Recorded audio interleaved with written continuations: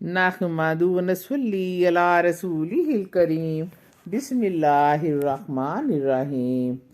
آج میں حضرت عمر رضی اللہ تعالیٰ عنہ کا اسلام میں داخل ہونے کا قصہ بیان کروں گی۔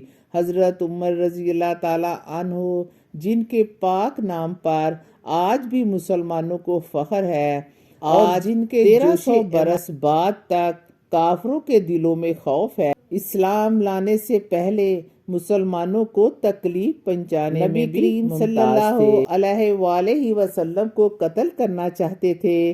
ایک روز کفار نے آپس میں مشورہ کیا کہ کوئی ہے جو محمد صلی اللہ علیہ وآلہ وسلم کو قتل کر دے۔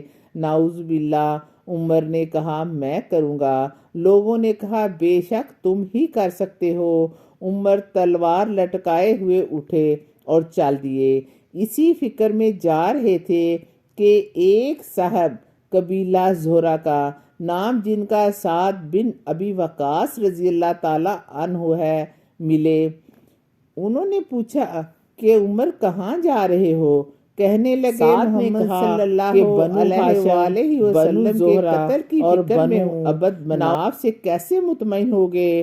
وہ تم کو بدلے میں قتل کر دیں گے۔ اس جواب پر بگڑ گئے اور کہنے لگے کہ معلوم ہوتا ہے کہ تو بھی مسلمان ہو گیا ہے، بے دین ہو گیا ہے۔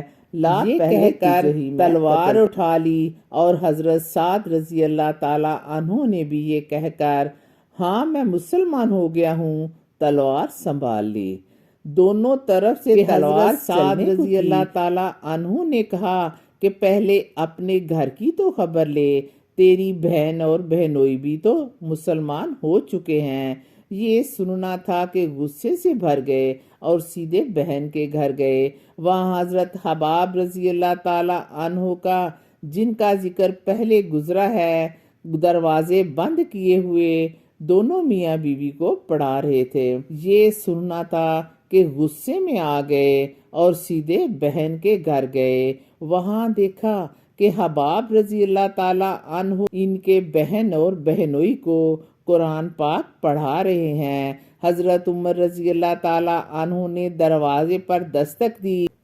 ان کی آواز سے حضرت حباب رضی اللہ تعالیٰ عنہ جلدی سے کمرے میں چھپ گئے اور وہ قرآن پاک جو پڑھا رہے تھے وہ بھی باہر ہی رہ گیا۔ ہمشیرہ نے دروازہ کھولا۔ حضرت عمر رضی اللہ تعالیٰ عنہ کے ہاتھ میں کوئی چیز تھی جس کو بہن کے سر پر مارا، جس سے سر سے خون بہنے لگا اور کہا اپنی جان کی دشمن تو خود ہے، تو بھی بے دین ہو گئی ہے۔ اس کے بعد گھر کے اندر آئے اور پوچھا کیا کر رہے تھے اور یہ آواز کس کی تھی؟ بہنوئی نے کہا کہ بات چیت کر رہے تھے۔ کہنے لگے کیا تم نے اپنے دین کو چھوڑ دیا ہے؟ بہنوئی نے کہا دوسرا دین حق پر ہے، ہاں ہم مسلمان ہو گئے ہیں۔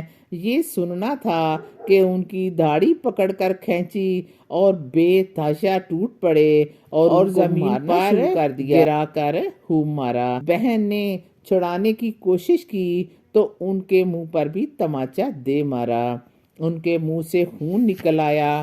وہ بھی آخر عمر ہی کی بہن کو اس وجہ سے مار رہے ہو کہ ہم مسلمان ہو گئے ہیں۔ بے شک ہم مسلمان ہو گئے ہیں، جو تجھ سے ہو سکے تو کر لے۔ اس کے بعد حضرت عمر رضی اللہ تعالیٰ عنہ کی نگاہ قرآن پاک میں باہر ہی رہ گیا تھا اور غصے کا جوش بھی اس مار پیٹ کی وجہ سے کم ہو گیا تھا، اور بہن کے اس طرح خون بہنے پر بڑے شرمندہ ہوئے۔ کہنے لگے کہ اچھا مجھے دکھلاؤ یہ کیا ہے؟ بہن نے کہا تو ناپاک ہے۔ حضرت عمر نے بہت اصرار کیا مگر وہ بے وضو اور غسل کے بہت اصرار کرنے کے بعد انہوں نے کہا کہ آپ وضو کریں اور غسل کریں۔ اس کے بعد کہنے لگے کہ اچھا مجھے دکھلاؤ یہ کیا ہے؟ بہن نے کہا آپ نے وضو نہیں کیا ہوا، آپ پاک نہیں ہیں، پہلے نہا کر آئیں، اس کے بعد آپ کو اس کو حضرت عمر رضی اللہ تعالیٰ عنہ نے غسل کیا اور اس کو لے کر پڑھا۔ اس میں سورۃ طٰہٰ لکھی ہوئی تھی۔ اس کو پڑھنا شروع کیا تو آپ کی نیت بدل گئی، حالت ہی بدل گئی۔ کہنے لگے کہ اچھا مجھے بھی محمد صلی اللہ علیہ وآلہ وسلم کی خدمت میں لے چلو۔ یہ الفاظ سن کر حضرت حباب رضی اللہ تعالیٰ عنہ اندر سے نکلے اور کہا حضور اکرم صلی اللہ علیہ وآلہ وسلم نے دعا مانگی تھی کہ یا اللہ عمر اور جہل میں سے تجھے جو زیادہ پسند ہے اس سے اسلام کی قوت دے دے۔ یہ دونوں قوت ہے کہ حضور صلی اللہ علیہ وآلہ وسلم کی دعا تمہارے حق میں قبول ہو گئی۔ اس کے بعد حضور صلی اللہ علیہ وآلہ وسلم کی خدمت میں حاضر ہوئے اور جمعے کی صبح مسلمان تھا کہ کفار کے حوصلے پست ہونا شروع ہو گئے۔ یہ مختصر سی جماعت تھی اور وہ سارا مکہ بلکہ سارا عرب، اور طرح طرح کی تدبیریں کی جاتی تھیں۔